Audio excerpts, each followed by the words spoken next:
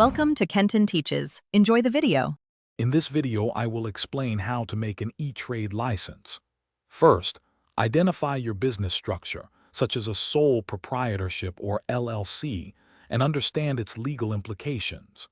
Next, register your chosen business name with the appropriate state authority.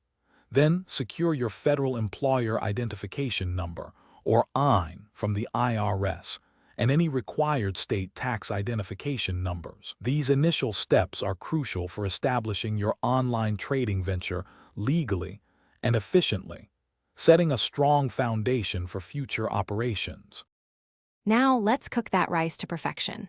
Bring the rice and water to a gentle boil over medium-high heat. Once it's bubbling, reduce the heat to low, cover the pot with a tight-fitting lid, and let it simmer undisturbed for about 15 minutes. After cooking, remove the pot from the heat and let it rest, still covered, for 10 minutes. This allows the rice to absorb any remaining moisture, resulting in perfectly fluffy grains. Next, we'll prepare our fish. Start by patting your fish fillets completely dry with paper towels. This helps achieve a crispy crust.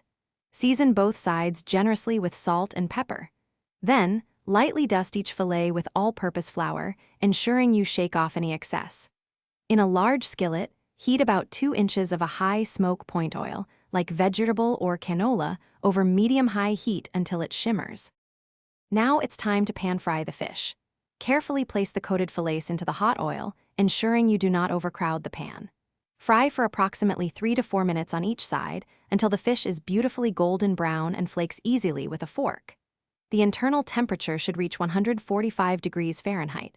Remove the fish, let any excess oil drain, and serve immediately alongside your perfectly cooked, fluffy rice.